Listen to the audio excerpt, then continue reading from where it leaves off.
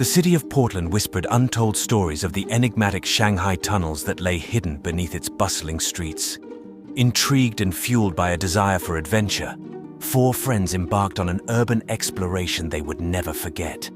Emily, Mark, Sarah, and Alex stood before the concealed entrance, anticipation crackling in the air. Emily, the group's history enthusiast, shared stories of forced labor and the sinister practice of Shanghaiing during the car ride over. The thought of encountering the remnants of such a haunting past, while exciting, still sent shivers down their spines. And yet here they were, ready to meet whatever past lied within. Their flashlights pierced the darkness as they stepped cautiously into the gaping maw of the tunnel. The musty odor of ancient stone mixed with the damp and moldy smell, assaulting their senses. Slime-covered walls and the squelch of moss beneath their shoes created a disquieting atmosphere, enveloping them in the chilling embrace of the subterranean depths.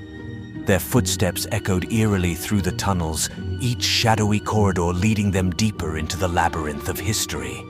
As they ventured forth, they became acutely aware of the oppressive weight of the tunnel closing in around them, triggering a sense of claustrophobia. The air grew heavy, constricting their breaths. Sarah's breath hitched as she felt a slight touch on her shoulder. Startled, she spun around, her flashlight trembling in her hand, but there was nothing there. "Did you guys feel that?" she asked, her voice quivering with unease. Mark, the sensitive one, nodded in agreement. He felt a heavy presence weighing on them. Goosebumps prickled his skin and he shuddered. "Something doesn't feel right," he whispered, his breath catching in his throat. He couldn't shake the feeling that unseen eyes were watching their every move. Emily, driven by her thirst for knowledge, pressed on. "We knew this would be unnerving," she reassured the group. "I think we just need to keep going." As they delved further into the depths, their surroundings became distorted in the shifting shadows, playing tricks on their minds. The flicker of their flashlights cast eerie shapes on the walls, intensifying the feeling of foreboding. Scratches marred the ancient stone, some filled with dried, bloody fingernails embedded in them, remnants of a tortured past. Suddenly, a faint whisper resonated through the tunnels, intertwining with the sounds of dripping water. Sarah's eyes widened, her gaze fixated on the darkness. "Did you hear that?" she exclaimed, her voice trembling. "There's something here with us!" The sound grew louder, causing the hairs on the back of their necks to stand on end. Emily swallowed hard, her heart pounding. The dampness seemed to seep into her bones, chilling her to the core. "It's probably just an echo," she offered, trying desperately to quell her own rising fear. But the sensation of being watched intensified, making her doubt her own explanation. Alex, usually the fearless one, couldn't shake off the feeling of being watched. "I don't know, guys," he muttered, his voice laced with concern. "This doesn't feel like just echoes, I don't know. It's like the walls are speaking to us or something." The oppressive weight of the tunnel pressed down on him, making it harder to breathe. An uneasy silence hung in the air as they exchanged anxious glances. Doubts began to surface, casting a shadow of fear on their decision to explore the unknown depths of the tunnels.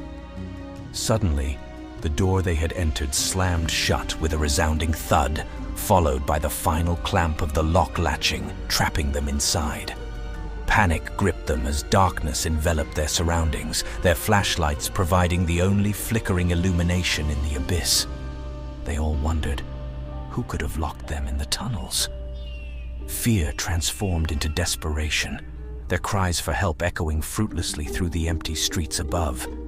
Each deafening thump symbolized their entrapment, the realization that they were completely cut off from the outside world. The overwhelming sense of being trapped suffocated their thoughts, amplifying their dread. Minutes felt like an eternity as their panic escalated. Sarah's voice trembled as she whispered, "We need to get out of here now."